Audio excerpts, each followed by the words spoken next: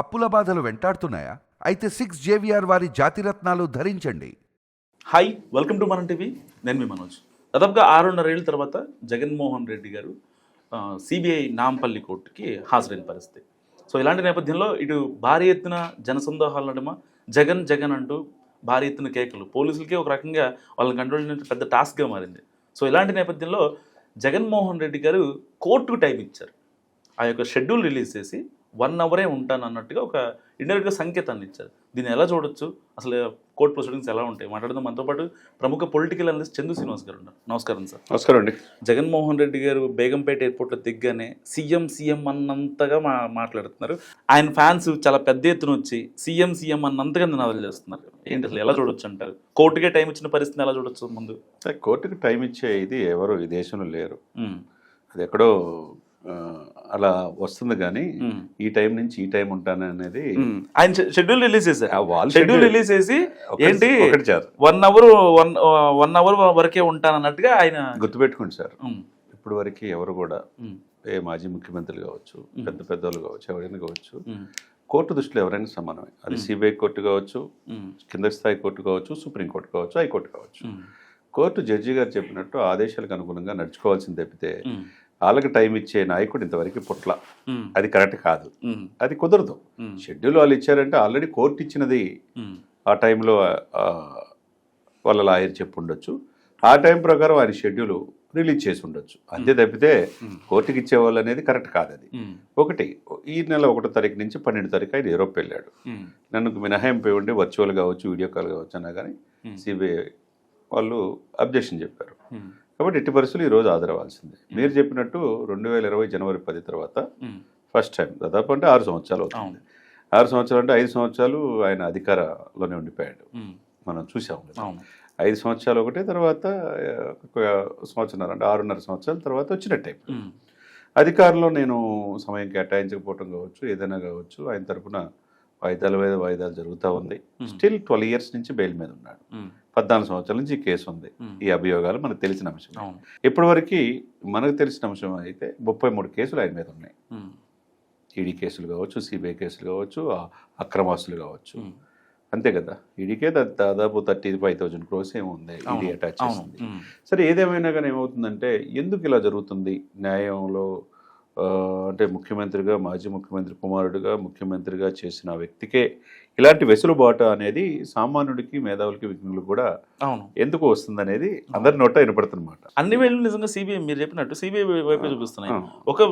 ఒక సీఎంని అడ్డు పెట్టుకొని ఆయన చేసిన అక్రమాలు అని చెప్పి సిబిఐ చెప్తుంది. అప్పటికి అలాంటి వ్యక్తి సీఎం అయిన తర్వాత ఇంకెంత సంపాదిస్తాడు అన్నది సిబిఐకి తెలియదు అంటారా? చిన్న లాజిక్. అంటే ఒకటి ఇక్కడ గుర్తుపెట్టుకోవాల్సింది ఏంటంటే సెంట్రల్ బ్యూరో ఆఫ్ ఇన్వెస్టిగేషన్ అనేది 1963 ఏర్పడింది.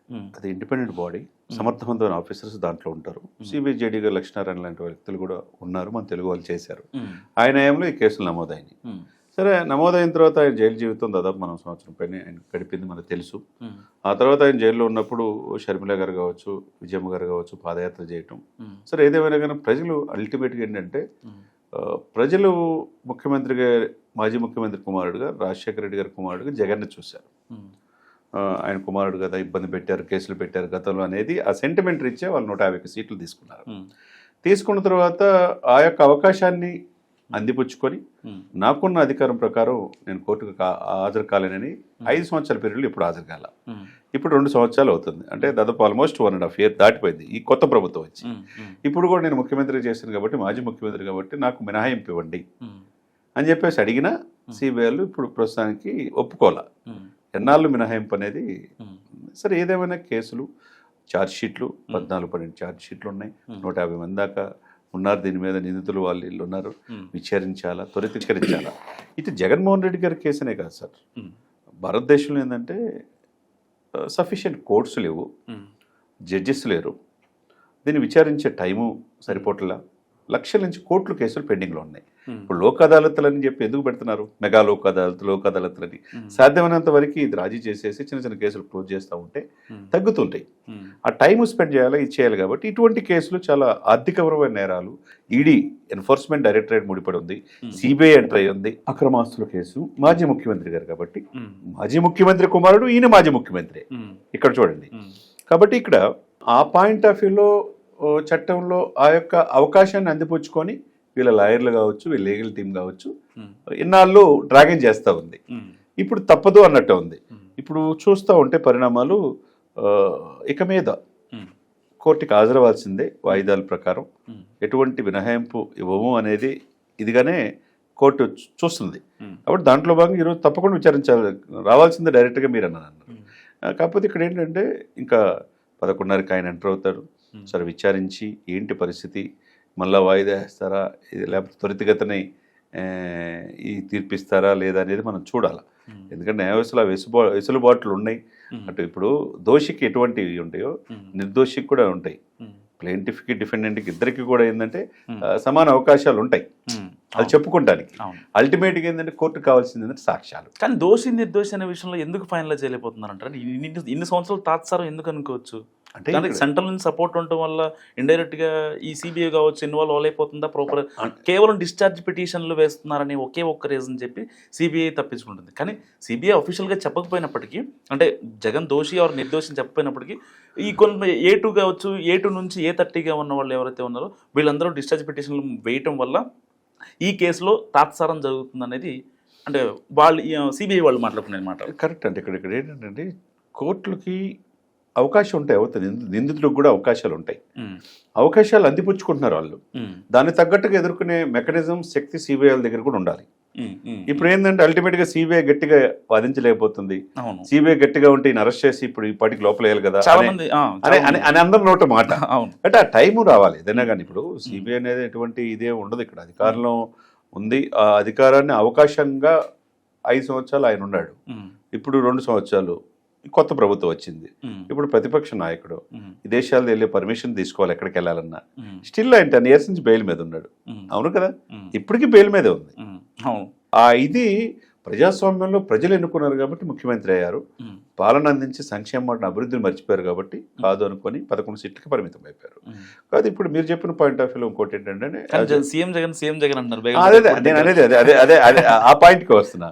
ఇప్పుడు బేగంపేట విమానాశ్రయం నుంచి ఆయన ర్యాలీగా చేయటం మనం చూసాం. చెంచులు కూడా జైలు నుంచి వచ్చినప్పుడు కూడా రోజు ఆయన్ని కనీ విని ఎరుగు రీతిలో హైదరాబాద్లో ర్యాలీ చేశారు. అవును, చాలా పెద్ద మనం చూసాం. ఆ తర్వాత ఇప్పుడు కూడా అదే ఇది ఉంటుంది. అప్పట్లో గుర్తుండేవి రెండే జగన్మోహన్ రెడ్డి గారు బయటికి రావడం, మళ్ళీ రేవంత్ రెడ్డి గారు బయటికి రావడం, అంత ర్యాలీలు.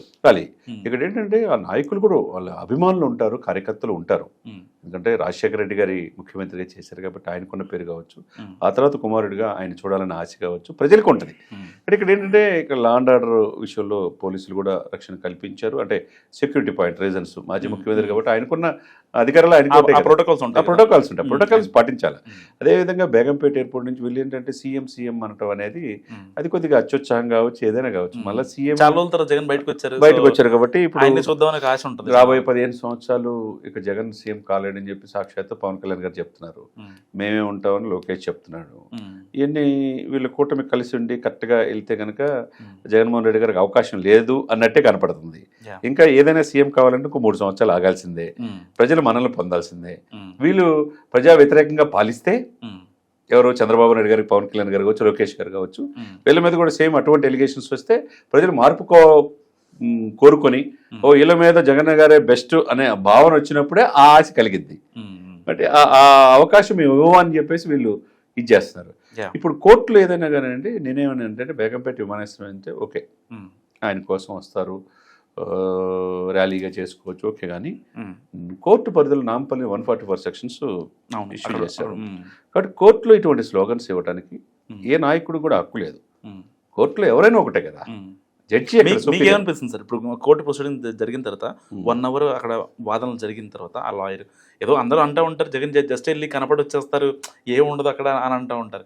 కానీ ఏదైనప్పుడు చాలా రోజుల తర్వాత హాజరవుతున్నాడు కాబట్టి అట్లీస్ట్ అక్కడ ఒక 15 minutes అయినా వాదన జరిగే అవకాశం ఉంటుంది. సో ఏం జరుగుతుంది అనుకుంటారు? నిజంగా సోషల్ మీడియాలో జరుగుతున్న ప్రచారాన్ని బట్టి జగన్ అరెస్ట్ చేస్తారనే ఒక ఇది లేదండి. అరెస్ట్ అనేది ఇప్పుడు అవకాశం ఉండదు. ఇప్పటికిప్పుడు అరెస్ట్ అనేది ఎటువంటి అవకాశం ఉండదు. ఎందుకంటే ఎక్కడికక్కడ ఆగిపోయి ఉన్నాయి, అన్ని కూడా పెండింగ్లో ఉన్నాయి. ఈ కేసులు ఒకదానితో ఒకటి ముడిపడి ఉన్నాయి. అన్ని వ్యవస్థలు ఉన్నాయి, ఈడీ ఉన్నాయి, ఎన్ఫోర్స్మెంట్ ఉంది, తర్వాత సిబిఐ ఉంది, ఇవన్నీ కూడా ఒకదానికి ఒకటి లింక్ అప్ అయి ఉన్నాయి. దీన్ని ఏ విధంగా బయటపడాలి అనేటానికి ఈయనకి సంబంధించిన సుప్రీంకోర్టు న్యాయవాదులు పెట్టుకున్నారు, లోకల్ న్యాయవాదులు పెట్టుకున్నారు. అవతల సమర్థవంతమైన ప్రభుత్వం తరపున వాదించే వాళ్ళు పబ్లిక్ ప్రాసిక్యూటర్ ఉండాలి, ఇంకోవైపు సిబిఐ వైపు ఉండాలి. కాబట్టి మల్టిపుల్ టైం తీసుకుంటుంది, టేకింగ్ ప్రాసెస్. కాబట్టి డెఫినెట్గా ఏదో 15 నిమిషాలు అయిపోయేది కాదు, ఇది గంటన్నర. డెఫినెట్గా ఏంటి వాట్ ఈస్ ద పొజిషన్ అనేది సిబిఐ వాళ్ళు అడగటం కావచ్చు, వీళ్ళు న్యాయవాదులు అడగటం కావచ్చు. ఏదైనా గంట పాటు తప్పకుండా గంటన్నర పాటు నాంపల్లి సిబిఐ కోర్టులో జగన్మోహన్ రెడ్డి గారు జడ్జి గారు ముందు నిలబడాల్సిందే, ఉండాల్సిందే. Yeah, thank you sir. So ఇది చంద్రశేఖర్ సార్ చెప్పేది. ఏదైనప్పటికీ దాదాపుగా 14 ఏళ్ళ తర్వాత జగన్కి నిజంగా ఇది కీలక పరిణామం. మరి ఈ కోర్టు ప్రొసీడింగ్ తర్వాత మనం మరొక వీడియోతో మీ ముందుకు వస్తా. చూస్తున్నాండి మనం టీవీ.